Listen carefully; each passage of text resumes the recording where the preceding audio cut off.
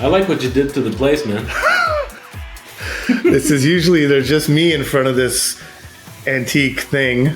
Now it's both of us. Yeah. Live from Arpin's dining room in NDG. That's good. Yeah. So post trade deadline, a bit of a shocker at this point because for all the talk that we heard about Jake Allen potentially being traded, the momentum had really gone down in the past few weeks, and it seems as though the information that had filtered was that the Canadiens were more than comfortable waiting until the summer to trade Allen. Yeah.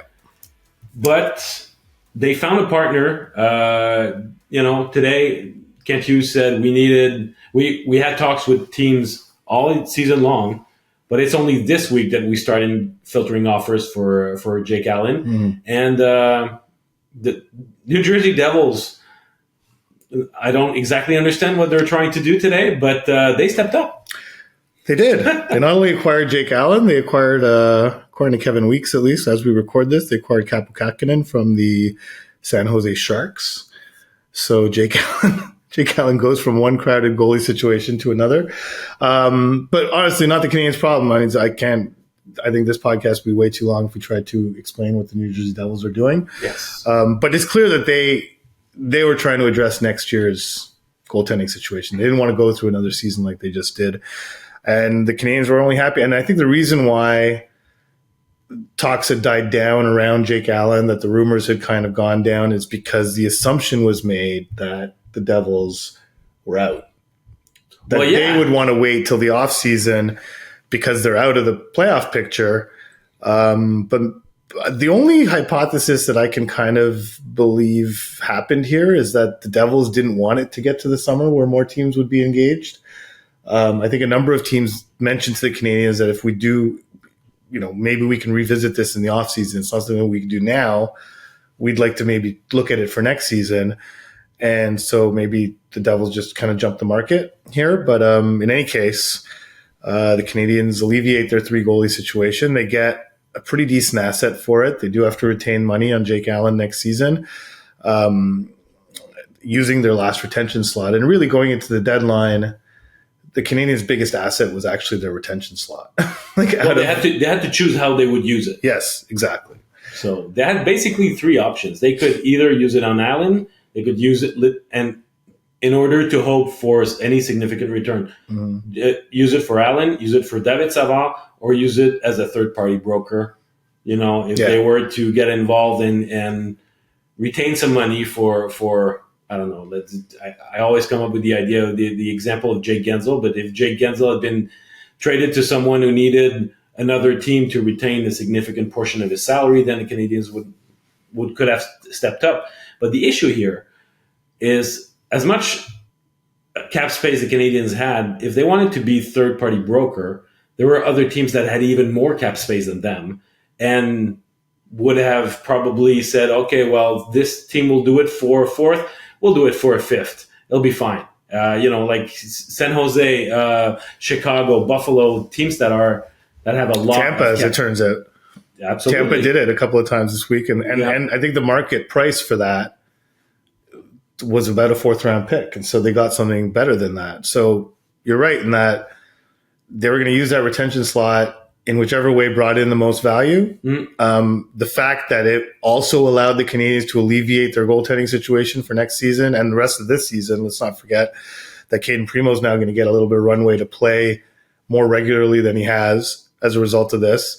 They get a 3rd-round pick that could turn into a 2nd-round pick, depending on, and Ken Hughes actually specified the conditions. It's if Jake Allen plays 40 games next season, which the chances of which happening just kind of went down with this other weird trade. But 40 games next season for the Devils, and the Devils reach the playoffs, that pick turns into a 2nd-round pick. Yeah, but Kähkönen actually it goes up because Kähkönen is becoming a UFA at the end of the year, whereas Vanecek has 1 more year in his deal. So they would have tried to find a way to play Vanecek and justify that he's on payroll. It's an issue for Allen now because I don't know. Honestly, well, that's fine for now. I mean, as far as the Canadiens are concerned, it's an issue for Allen, but for the Canadiens, they have a chance that Allen hits that target. But still, they turned that retention slot into a third-round pick, and they alleviated their goaltending. So out of all the scenarios that you played out, and I agree with you, those were the three options. They weren't going to retain money on Tanner Pearson because it would not have brought back anywhere close to the value that they got here. Of those three options, this was probably the one the Canadians wanted the most. Because it kills two birds with one stone in the sense that it takes care of their goaltending situation. They get an asset for that retention slot. They do have to, and if they trade Savard, they'd still be retaining money on him next season as well. Pretty obvious based on some of the deals that happened today and even just this week. The first round picks were not flying around for players of David Savard's caliber, you know, and so. And I think the Canadians were pretty firm on that. And Ken Hughes pretty eloquently mentioned why they value David Savard and why they value Jake Allen too. But, you know, that was, I think, a bigger problem. Having Jake Allen around for another year was a far bigger problem than having David Savard around for another year. And honestly, if David Savard plays out his contract and just leaves at the end of next season and nothing comes back, Ken Hughes mentioned they will have already gained value by having David Savard around their young group. And we've heard Caden Gooley talk about him, Arbor Jacki talk about him, any of the young defensemen on the team. There's a lot to gain for them to have David Savard around. So he's not one of those guys where you feel you have to recoup something because you are recouping something just by having him around. And I think that seeing the Toronto Maple Leafs go after Ilya Lyubushkin and then after Joel Edmondson sent a pretty clear signal that whatever the Canadians were asking for Savard, they were not willing to pay that price, and they would rather get two guys that are probably ultimately inferior players, but at a much, much lower cost. It doesn't solve their problem. I still think that they would have needed. They had an idea of a type of defensive defenseman that they wanted to add, but they went after two guys that are clearly third pairing guys. And one of them will probably be put into the second pairing. I think that David Savard, even though he's not like a top shelf, top four player, he's still a guy that in terms of minutes played and the fact that he logs a lot of ice time, he can act as a second pairing guy and do a decent job. So, that surplus, obviously, Toronto was not willing to pay it, and I'm not sure if there are other teams that were looking for right-handed defensemen, but probably a different type of offensive defenseman. If you look like at Colorado, made those two spectacular trades with Byram going to Buffalo, and they brought in Walker. They still wanted guys that were like dynamic and, you know, defensemen that were jumping the rush. Yeah, Savard was not, fitting in that model. He is not that. And now, you know who needs right shot defenseman now is Buffalo. So I think they have 5 lefties. Their top 5 young D are now, when they add Byram, are lefties. Samuelson's a lefty, Dahlian's a lefty, Power's a lefty, and the other one escapes me. But anyhow, that's besides the point. And I honestly believe now that, because I don't think, well, actually, as it turns out, the market wasn't as hot for David Savard as maybe the Canadians anticipated. All season, we've been hearing about the right shot D market having more buyers than sellers. Didn't necessarily turn out to be the case. You look at Matt Dumba goes from Arizona to Tampa, along with a 7th round pick for a 5th round pick. So, Matt Dumba's had not a great season and he's had a bit of a decline, but still a serviceable right shot defenseman who has, a decent feet and is more of a defensive guy now than he was in Minnesota, but still an indication of what the right shot D market was for guys like that. And so obviously the Canadians weren't getting a 1st round pick for David Savard at half price, and kind of definitely move on. And I think, did a good bit of business and really already got their 1st round pick from the Sean Monahan deal. And, Kent was asked about it, but you look at some of the prices that went for some guys closer to the deadline, pretty shrewd of Ken Hughes to create kind of the urgency right as soon as Elias Lindholm got traded to Vancouver. Ken Hughes jumped into action and created like a mini a mini deadline for Sean Monahan, and wound up getting the price that he wanted for him by, I think, somewhat manufacturing a situation where Winnipeg felt that they had to act urgently and give up the price that Kent wanted. But I remember that when the Monahan trade happened, we were wondering, had they held on to him for a bit longer, would they have had more? And the answer is no. Yeah. If Monahan had been in play this week, he probably would not have been able to fetch a first round pick because there were none to be given anywhere. Mm-hmm. I mean, no, it's just they weren't there. So that was a right move to move him at the time and make sure that he secured that asset, and the rest was just gravy. And but if we go back to Jake Allen, what do you? We both really enjoyed talking to him. Yeah, really insightful guy, one of the most insightful Canadians players that I've dealt with over the years. What will you remember of his tenure in Montreal? Well, I remember there's two things that I remember. One is the quote that Marty St. Louis gave when he signed his extension, where you need guys who are willing to plant a tree knowing they won't get to benefit from its shade. Jake Allen did that. When he signed the extension, he said, I'm here. He basically didn't use these words. I'm paraphrasing, but I'm here as a bridge. I'm here to help the Canadians get to where they want to go. And I know I probably won't be here when they get there, but I want to help. And so what happened since then? Sam Montembeault emerged. And I think that bridge became shorter. It just became, it became not as long as the Canadians and even Jake Allen had anticipated, because Sam Montembeault was not part of the equation when he signed his extension. He emerged afterwards, and his impending unrestricted free agency this season created some urgency around, getting him signed, and obviously his play on the ice created that urgency as well and made him the clear number one goaltender. And the guy that was happiest for Sam Montembeault was Jake Allen. I remember talking to him just after Sam signed. And in reality, in Jake's mind, he would have known right at that moment that he is likely to get traded. They're probably not going to trade Caden Primo. He's a younger guy. The team is building towards something. He's closer to the age range of most of the players on the team. Sam just signed this contract. I'm probably on the way out. And so despite that, just spoke glowingly about Sam and his contract. Now he deserves it. Now he's a good person, and good people should get rewarded in this league. Just went on and on and on, knowing full well that this means I'm probably out the door, And so it took some time. I think Sam signed that deal in December, if I'm not mistaken. It was right after a podcast episode. Yes, yeah, that's right. Where I had to get you a beer. For the record, I did buy Marc-Antoine a beer in Nashville. Yeah, that's true. I did do that. Yeah, checked off that debt has been paid.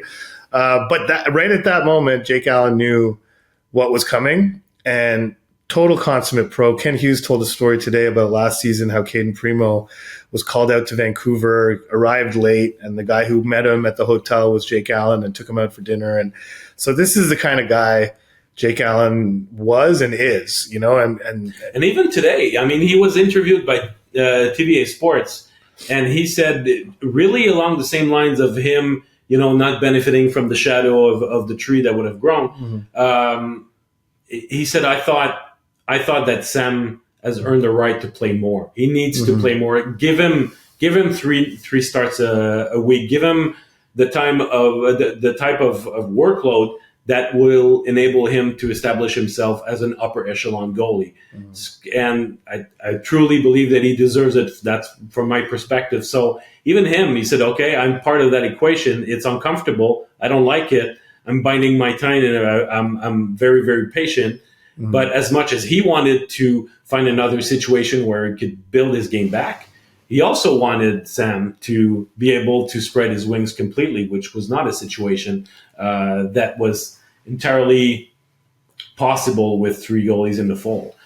But now that he's gone, do you think that, I'm not talking about starting a new three goalie system next season, but I think that the Canadians should, in the offseason, make sure that they find themselves a third goalie who would be able to play in Laval, a veteran goalie, because if an injury happens to Montembeault or Primo next year, you're already down to Jakob Dobesh, and I don't think that this is something that they'll want to do.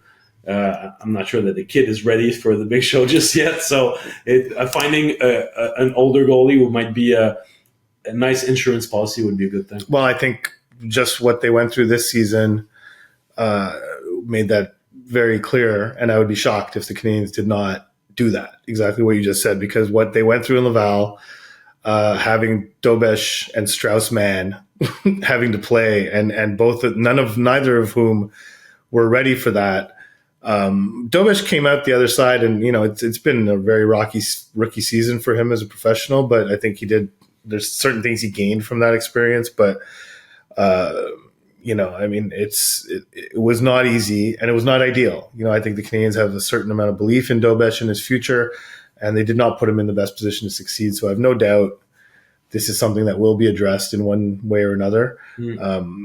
There are always guys around who aren't able to latch on with teams. You can usually get them for pretty inexpensively towards the end of free agency. I have no doubt they'll do that. So, but it does, at least this day, clarifies the Canadiens' goaltending situation for the short term at least. Caden Primo has one more year left on his contract. Will be an RFA at the end of that with arbitration rights, if I'm not mistaken.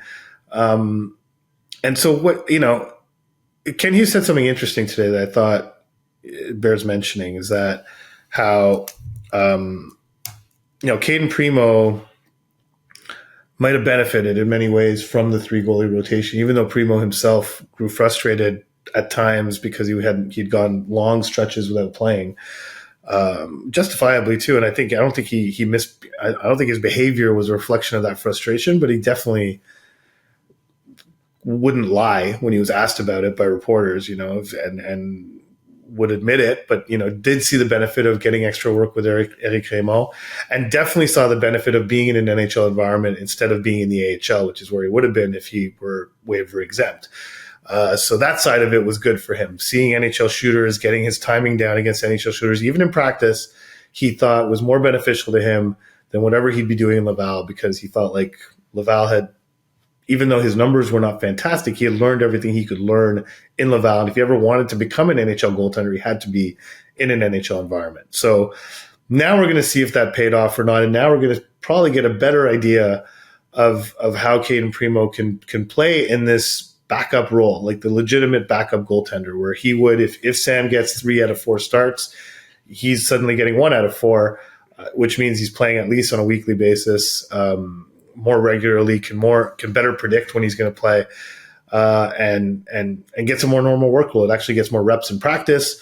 Probably doesn't get as much of that one-on-one time with Eric Raymond. I think the happiest person today might be Eric Raymond out of everyone, the goaltending coach for the Canadiens, because I talked to him, I think it was in LA, and I was just curious. I was like, how does having the 3 goalies increase your workload? Because you need to come up with not only the regular practice plan for the goalies, but also like a separate. And so he said sometimes, like when he would work alone with the goaltenders, he would actually create a specific plan for each guy that he would work on specifics for that guy. That's more work. That's a lot more work. So Eric Raymond, who did not, unless I'm mistaken, did not get a raise when they went with 3 goalies, is now going to be doing the work that he signed up for, which is just to coach 2 goalies. So probably the happiest guy. But going back to Primo, what is your thought about his readiness? Obviously it's been so hard to judge him this season because he's played so sporadically. I thought he was really good in Tampa in that game. Helped the Canadiens get a point there. The Canadiens played well as well, but that's a tough test. Power play opportunities, things like that. I mean, Tampa's not what they used to be, but they still have those guys. They still have a Kucherov and a Stamkos and Point. And so I thought Primo played really well. And that's not the only time he played really well. And I was really impressed with his poise and and just his coolness. And it used to be that, I found him to be kind of off positioning wise. I thought he slid around his crease too often in the past. I think he's cleaned that up a great deal. He's often square to the shooter. He's often there before he needs to be, and so it doesn't have to make these acrobatic saves, and is not scrambling around in his crease. So, what do you think is his? Because now we're gonna know what this guy's all about. What's your read on him? It's a lot more positive read than it was a year ago. There's no doubt about it. To me, there was a turning point in the season. Can't remember who it was, which you might remember because you got a better memory than me. But there was a game where he gave up like 5 goals glove side. Yes. And they went after it, and he completely mentally broke down in that period. Yeah. But Pittsburgh? I can't remember, but anyhow, yeah. I remember the game, but I don't remember the opponent. Yeah. Exactly. So it could have been a pivotal moment where, because that game, that third period in particular, because he had been decent in the first 40 minutes. Right. That third period could have been a pivotal moment in the season where, he could have be the shaky version, younger version of Caden Primo we had seen in the past. But he rebounded in his next start. It didn't, he doesn't play often, so that adds to the difficulty of being able to turn the page also and say, okay, I'm just shaking it off and let's move on to the next game. For him, the next game, at some point he almost spent a whole month without starting a game, so it's a bit of an issue. But he came back from that, and it didn't have any lasting effects. So his mental makeup, I find that he's done a really good job at fixing that and say, okay, well, there was one game that really things went really bad for me, but I can move past that. It's a little bit like that game in Vancouver from Montembeault, was it last year or 2 years ago, where it ended up being like a 7-6 crazy game. Yeah, the Canadiens got out to a lead, and then they blew the lead, and that's the night that Sean Monahan got hurt last season. So exactly, last season. So same thing for Montembeault. That game could have been, things were going pretty well for him at that time. But after that, he built a stronger case for himself after that shaky performance. So I think that through very little workload, Primo really earned his credentials this season, and all his work away outside of games has really paid off. And that's surprising because at some point, we hear Martin saying we talk about repetitions all the time. Well, it's the same for goalies. They need repetitions. And he has not been, the fact that he's been able to raise his level of play compared to previous years at the NHL level, despite seeing so little action, really shows how seeing NHL shots day after day really made the difference. So now, what's exactly his ceiling? I don't know. I think that we've made that point over and over again. Just you look at Montembeault, who would have thought, I don't think that the Florida Panthers ever thought that he would become the Samuel Montembeault that we're seeing. I don't think the Canadiens ever thought that. That's it. So we need time. And the Canadiens, by trading Allen and keeping Primo, who's under team control for a number of years still, they give themselves a chance to say, okay, let's just play it out and see how good he can get. So it's for a team that's rebuilding, they're at the right age. And you rarely see goalies that will bide their time and stay inactive in the same organization, but eventually they get their chance with that team. Most likely they'll find it in a second destination. Yeah.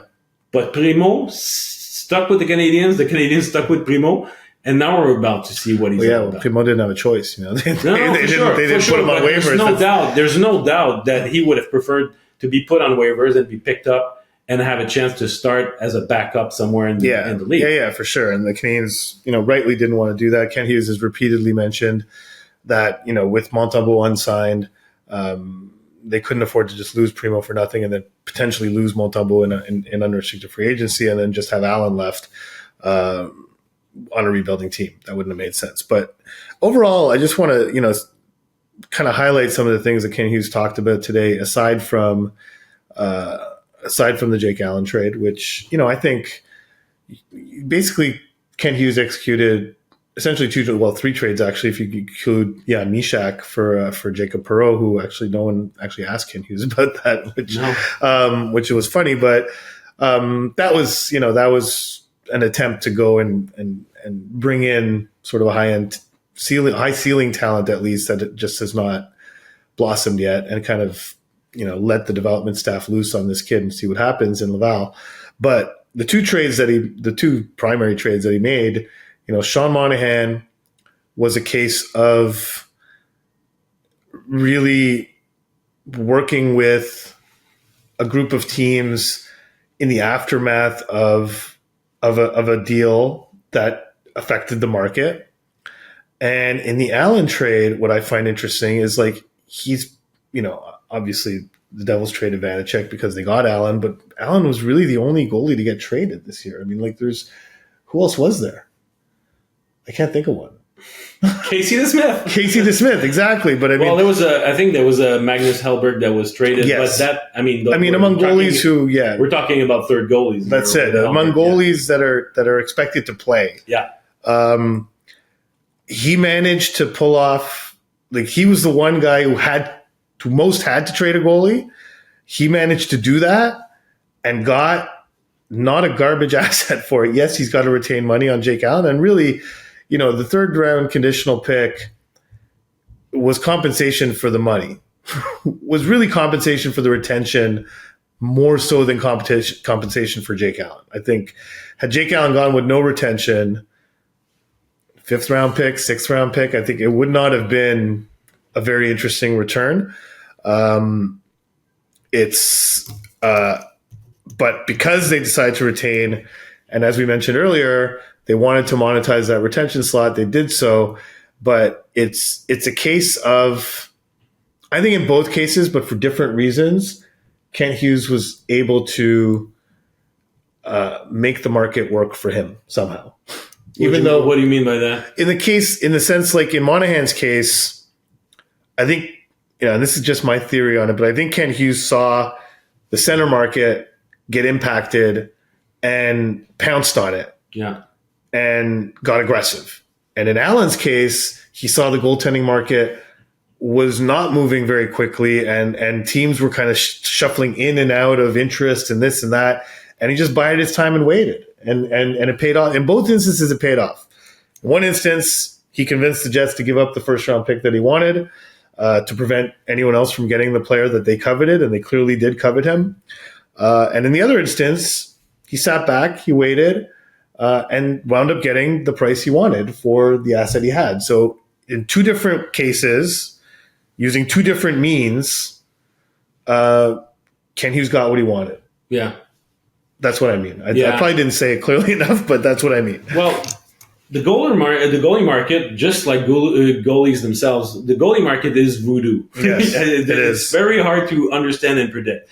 But it seemed as though you had an upper tier of goalies that were in the rumor mill with, obviously, first and foremost, Markstrom. Mm-hmm. For a while, there was Gibson there. For a while, there was Saros until the Preds went on that tear. There were also discussions that Ullmark could be moved for the right asset by Boston. So you had those four goalies that were clearly superior to Jake Allen. They're number one goalies. Allen is not a number one goalie. But then that second tier, then you had other guys like Kakkonen, like potentially Reimer. Mm-hmm. So none of those goalies of the upper echelon moved. But you can think that in the offseason, there will be teams looking to improve at the goalie position. And then one of those guys, or more than one of those guys, might change address. And then if teams start looking for improve their goalie situation, you don't want to end up in a situation where Allen is just one among many, and it might be Allen or it might be another somebody else. It was a specific situation where Allen ended up being almost like the best one available out there. Yeah. So I mean, not a massive cost. I mean, well, exactly. To get Markstrom out of Calgary would cost a fortune, right? So I mean, and plus you're taking on a big contract with many years left on it. Allen, for what I think we were all kind of puzzled of what New Jersey did. The Allen trade broke like maybe a half hour after they traded away Tyler Toffoli to the Jets, but it's pretty clear that Jersey's looking at this season as an anomaly, and so they're kind of trying to prepare for next season, which makes you wonder why they didn't try to re-sign Toffoli. Maybe they did try and it didn't work, but there was an issue with term. Right. So it's again, it's hard for me to imagine that there were more than two teams in on, maybe three tops in on Allen, right? It was Jersey, probably Colorado, probably Los Angeles.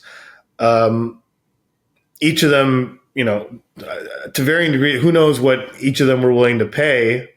But, when Ken Hughes said offers were started coming in this week, he managed to get a lot for Jake Allen, and that retention. I can't overstate that, but the retention is what I think he's being compensated for more than the goaltender. But still, to get potentially a second round pick for Jake Allen, but even if it winds up being a third, because the goalie market is voodoo, that doesn't happen that often. You don't get picks that high for goaltenders very often. And in fact, most goalie trades are weird. I think 1 year Fleury went for a first, if I'm not mistaken, as a rental. Did he not? Yeah. So that's also unusual. That's an anomaly. Most of the time, goalies go for nothing. They wind up getting picked up on waivers. It's just like it's a weird market to juggle, and I think Hughes did a good job of it. He could have felt, and he said it himself, when Sam Montembeault signed that contract, the pressure fell on me to alleviate the three goalie situation. So it took him 4 months to do it, but he did it, and he did it smartly. He didn't rush into anything, and he was lucky that all three guys. Sam, I don't think really needed to be overly patient with this thing, but really Caden Primo and Jake Allen accepted the situation for what it was, didn't create any trouble as a result of it, and just kind of accepted it, made the best of it, and now everyone comes out the other side. Jake Allen goes to a legitimately good team, a team that should have done much better this season than they did, and might have a chance to be on a winning team next season, like a real winning team, a team like that could be a threat come playoff time, which is good for him. Caden Primo gets the slot that he wanted, and Sam Montembeault is now the unquestioned, well, he already was, but is for sure now the unquestioned number one goaltender for the Canadiens, at least for the next 3 years. I was sort of hoping that the Canadiens would find somebody to help out the Laval Rocket, like an AHL guy that they could just add to the Laval Rocket roster. Mm-hmm. It did not happen. It doesn't look good for them right now. They're falling behind in the standings. But today it was decided at 3:00 they papered Joshua Roy. They papered Jaden Struble too. It was interesting because during the trip, I think it was actually yesterday in Carolina, Arbor Jacki was asked about Laval, and he said, "For me, that's in the past. Yeah, I'm an NHL player. To me, that's in the past. It was just a bump in the road." So he was not papered. So you've got those two guys that represent already two of the four regular call-ups that the Canadiens are entitled to get or to use until the end of the season.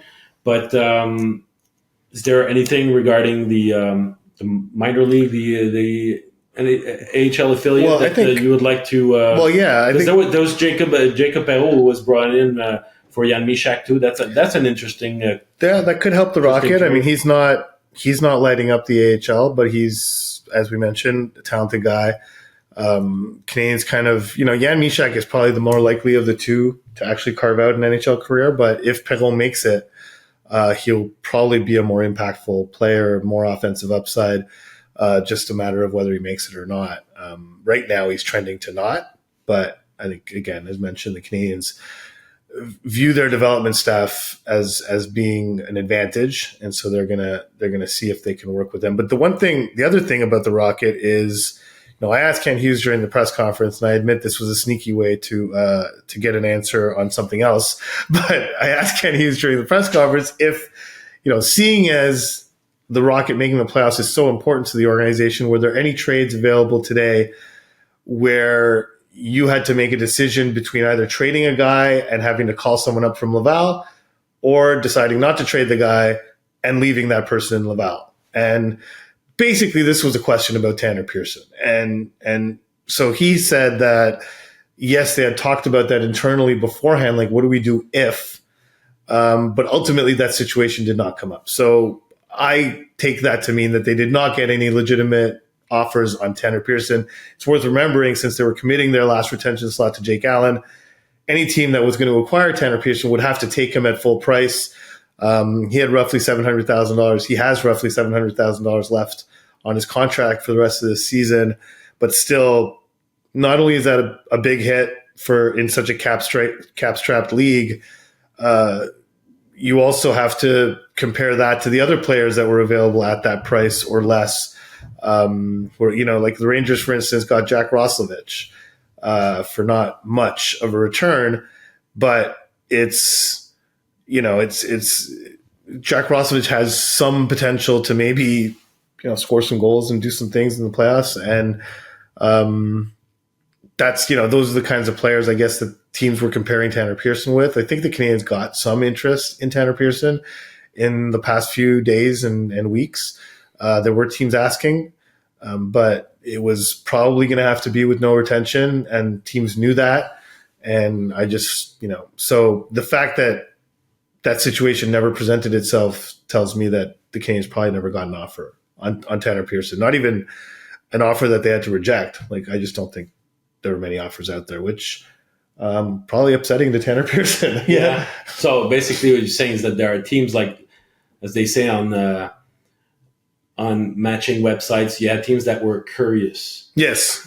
Yes, exactly. Anderson, I don't know, they're curious. But the point being is that Tanner Pearson staying means that the Canadiens don't have to call up like a Lucas Condotta or a Mitchell Stevens or someone from Laval to take Tanner Pearson's spot in the lineup.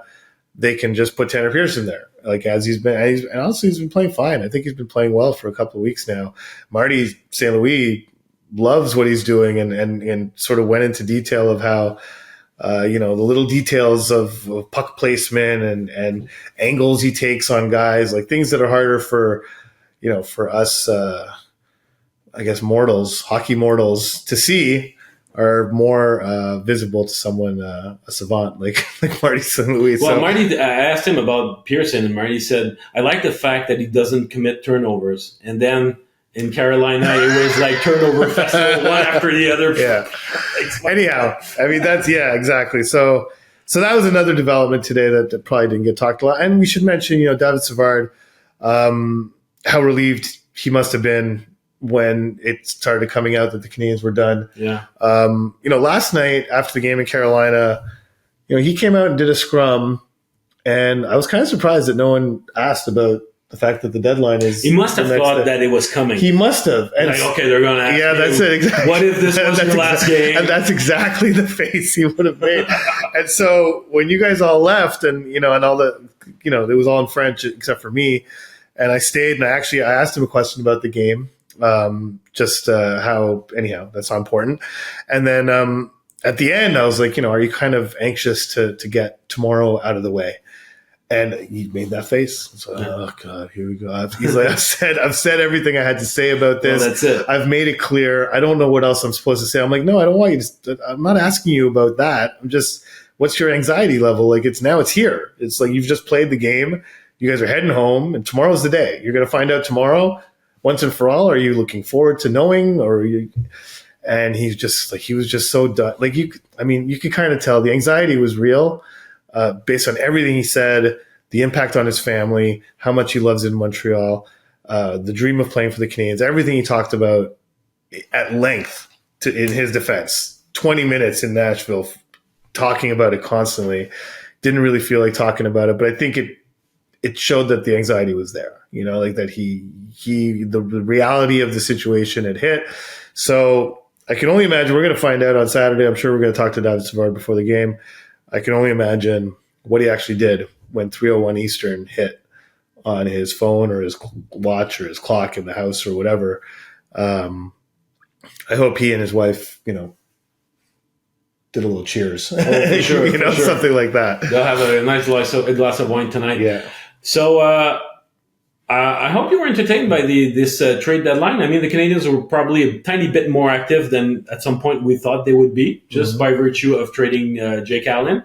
There were fireworks around the league too, namely from Vegas. My God, those guys are entertaining. They're spectacular. But I'll leave you with this idea from Kent Hughes, who said, well, we might still be sellers at the trade deadline, but he sees the Canadiens as buyers when it comes to draft time. It was that way 2 years ago. It was that way last summer. I think that there's a firm intention also for the Canadiens to take a step forward by adding some fresh blood and some quality assets this summer too. Mm-hmm. So I think that they kept the expression. A lot of people like to say, "Keep the powder dry." I don't know how much powder they really had to use up this time around, but that draft capital, I look forward for them to bring those fireworks and bring to Montreal one or more interesting players in the summertime.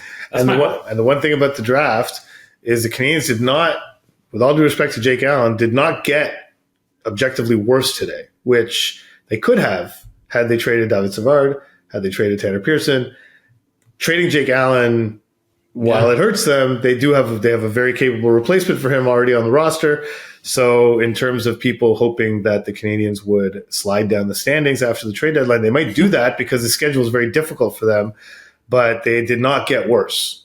No, you're right. On deadline day. So what you see is what you get. And based on the quality of play over the last road trip, competitive game in Florida, probably the toughest team in the league right now, competitive game in Tampa, win in Nashville, and 40 minutes of competitive hockey in Carolina. Pretty darn good trip.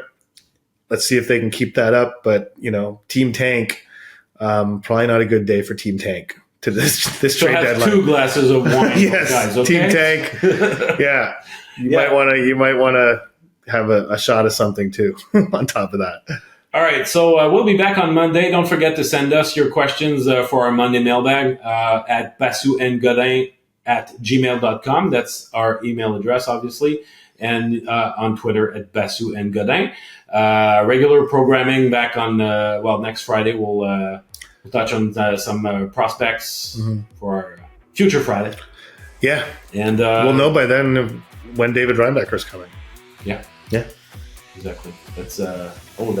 There's plenty to talk about regarding that situation. So thanks a lot for listening, everybody, and we'll talk to you again on Monday.